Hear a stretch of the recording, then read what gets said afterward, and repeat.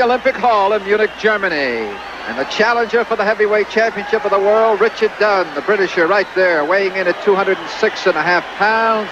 And, of course, the champion of the world, defending his title for the 16th time, the great Muhammad Ali. Getting ready for the introductions here that'll take place in this foreign country. Ali taking his title wherever they want to challenge him. Ferdy Pacheco.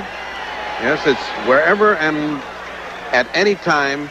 We traveled the world with the Muhammad Ali circus and ended up in Asia and Africa and at this point, Munich, Germany. Dunn presents somewhat of an obstacle in that he was a tough paratrooper type, and you know he was going to jump out with everything he had at the first round. Well, Muhammad Ali coming in 10 pounds lighter, as I said, at 220, off of that very bad showing against Jimmy Young, which he barely won in 15 rounds his last time out in Landover, Maryland. Dunn up on his toes, loosening up. There is a referee, Herbert, and we are about set to go in Munich, Germany for the heavyweight championship of the world. Can that man right there take it away from that man right there, the champion Muhammad Ali? The bell has sounded for round one, and out comes the champion, and right away we have lots of action, Dr. Ferdy Pacheco. Yes, Richard Dunn is that type of fighter that's going to pressure you and pressure you. Right off the bat, he came off with a punch that Ali countered beautifully with his right hand. Now, Ali is back into motion, which is what he figures will confuse Dunn. Dunn is plodding into his attack. He's not a beautiful-looking fighter, I would say, Bob. He's sort of a what you charitably call a stinking left-hander. Well, one thing about this southpaw, the Britisher Dunn, is that Ali has had a problem the last time he met Karl Mildenberger, the German, when Ali said going into that fight, as I recall, that he would have problems. Now, let's see if he's going to have any problem. Thus far, he's moving not only to his right, but to his left and back and forth, up on his toes, still with the jab, but perhaps slugging it. I'm a little bit surprised he's really going to his opponent early here, Ferdy. Well, the great thing about Ali, is, as you will see, is that he goes both ways. He goes to the left, he goes to the right. He confuses and befuddles people. Dunn's fight is to pressure him here at the very beginning, but it's hard to pressure Ali. He's so tall, and he moves so fluidly and so well. He goes both ways, confuses the fighter. That was sort of an awkward move on Ali's part. Dunn's awkwardness at the beginning here is a little confusing to Ali.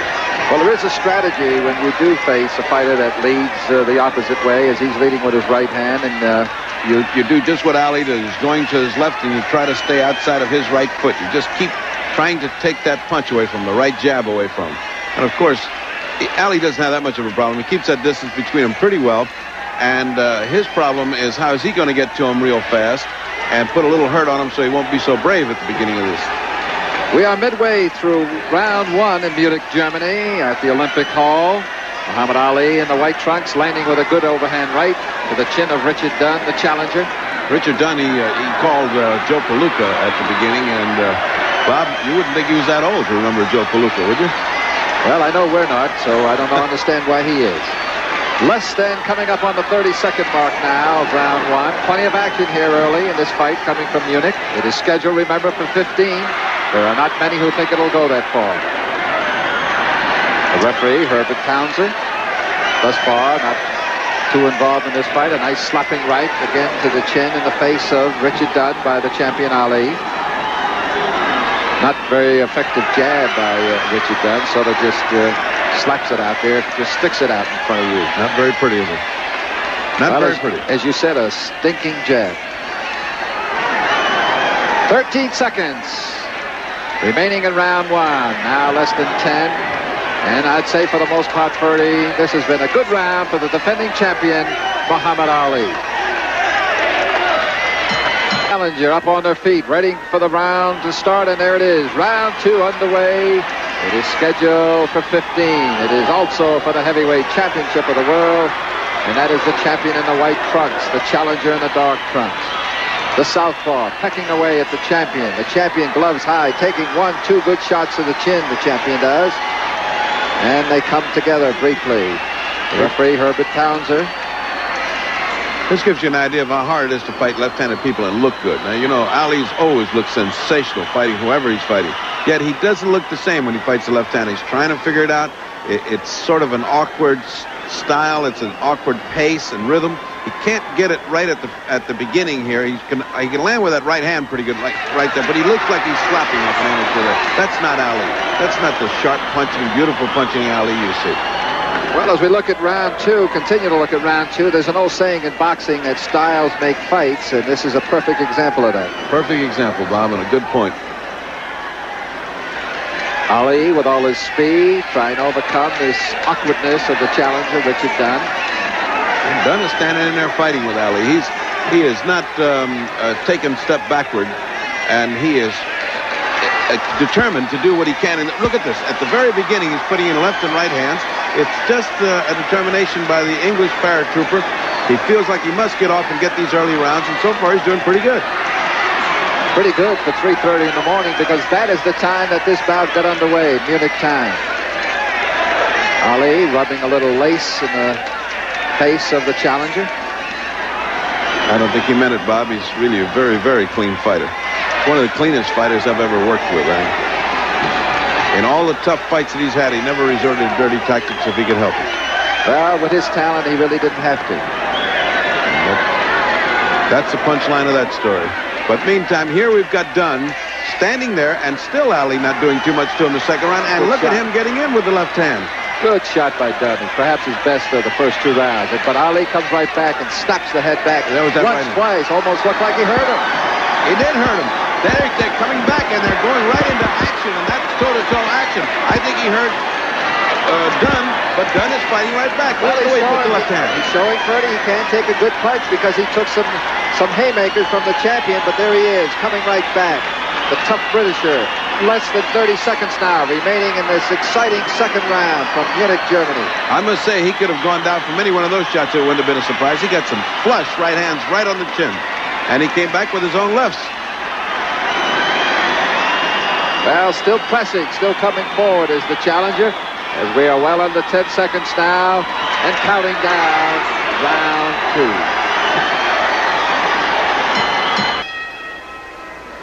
The bell has sounded for round 3, and coming out of the corner and taking it right to the champion is the challenger, Richard Dunn. We're going to see, Ferdy, if Ali can follow up the way he concluded round 2 with a tremendous barrage to the chin of the gutsy challenger, Richard Dunn from Britain. Well, I wouldn't think that Richard Dunn could take another round of that kind of punishment, because that was really tough stuff that Ali was throwing in there, and it was landing flush. I don't think there's any question, as I mentioned earlier, that Ali, a much trimmer, better conditioned fighter in his near upset loss in his last fight to Jimmy Young, the American, is trying to, as you see, dance around, become the old Ali. There it is, a little bit of shuffle coming up here, perhaps. 1-2 combinations like that, but Dunn comes back and slaps him with a couple, goes to the body, but Ali says, come on, Richard, give me some more of that. Ali's literally running across the ring at him. He was mad that he was interrupted in mid-dance there. He was really looking good. He's showing off for the people. He's showing them that this Ali is the same old Ali that can dance around and pop that jab and look good and nobody can get to him. And, of course, Dunn interrupted the dance by driving him into the corner with a series of punches and making him look bad. So Ali is back, and let's see what he does to Mr. Dunn for his rudeness. Well, it doesn't look as if the punches, perhaps from some of that punishment, that there is effective coming from Dunn. I noticed the last couple there, just sort of sticking the glove out, not really putting the shoulder and putting the weight and stepping in with the punch. He's very tentative with his punches. He's just sort of trying to feel out where he is, and that doesn't hurt at all, and it really gets you killed if Ali starts counter-punching over that. You really, in boxing, you got to go all out. You got to let your shots fly. We're in round 3. It is scheduled for 15. Just under a minute now in round 3. Ali keeps going to that straight right hand. There he landed it again. Just as I said it, he has apparently seen a weakness in Dunn, and he is exploiting it to the fullest. The last round, he almost knocked him out with that right hand. And there's Dunn in a nice exchange, driving Ali back into the ropes. Well, doesn't seem to bother him. He has seemed to. He'll snap out that right hand for 2 or 3 times and then jump in with the left. See if he does it again. He has done it very effectively here in this round as we move inside of 30 seconds of round 3. Pretty good jab on Dunn. Not bad. There it is. Puts 1, 2. Jabs twice with the right. Gets him off balance a little bit, being the southpaw, and then follows it up. Not doing bad this round. That was a much better round than the second round as we count down to 7 seconds. Okay, that's it. The seconds running out on round 3. It's amazing that he's got that stamina and that endurance to come back at Ali after 3 knockdowns. Here comes Ali just looking for that right hand. There it is. Well, it's scheduled for 15, but the way it went in round 4 with 3 knockdowns of the challenger, Richard Dunn, it hardly seems it's going to go more than another minute or 2. Ali can almost tie his left hand behind him because he's taken a one-handed approach to this fight. I guess he figured with a left-hander you can cross that right, and that's what he's been doing. He's letting Dunn rest and get himself together, which might be a bad idea. Well, he seems to come out of it. The cobwebs are out of his head, at least momentarily. Of course, Ali in this round, number 5, has not really put a haymaker on him. No, he hasn't landed that right hand yet. He's now gone back to using the left a little bit to set up the right, which is, of course, great fighting technique. Good left. Nothing works without the left hand first, as all great boxing trainers will tell you. This is an exception, this fight, since he's landed a lot of right hands where he never threw or even started to throw the left hand. There it goes again without even a hint of a jab. There it goes again. Well, obviously those punches by Dunn don't have too much behind them because Ali is sort of just letting him, hitting him almost at will, and just that he's throwing them is good enough. Just that he's standing right there in front of him throwing them. That seemed to short-circuit a few circuits that time. Well, some thought that Dunn didn't deserve to get in this ring with this great champion, but I would say he's proved that with honor, beyond doubt. He's fought with honor. There's no question about it. You can't ask a fighter to fight harder than this. Admittedly, they're a different class of fighter. Muhammad Ali may be the greatest fighter that ever lived. He's not fighting that kind of a fighter right here, but he does have all kind of heart, and it is a legitimate championship contender that is in there. Well, he may be making a mistake, Dunn. Looks like he's sort of leading with his chin a little bit. And there he goes down. Another right cross by the champion. And for the 4th time in this fight, as the referee mentions to Ali to go to a neutral corner, Ali seems to care less. Dunn is up at about the count of 8. And we're back with the action. And Ali winding up. 1, 2, and there he goes again.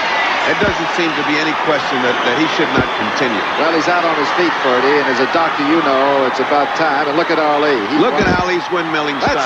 That's it. The referee, Herbert Tomser, is stopping it here in the 5th round. Still the heavyweight champion of the world, successfully defending for the 16th time. Muhammad Ali being greeted by his well wishes and back into his corner. Well, one thing significant about this successful defense for that man, the champion Muhammad Ali, he's come back from a poor showing against Jimmy Young. Then he barely won in 15 rounds, and he once again showed the Ali of old. Very effective jabbing, moving, tremendous right hand punches to the jaw of that man right there, Richard Dunn. But no doubt about it, from about the 3rd round on, that this was going to be Ali's fight, and he was going to remain as the heavyweight champion of the world. Muhammad Ali winning it in the 5th round.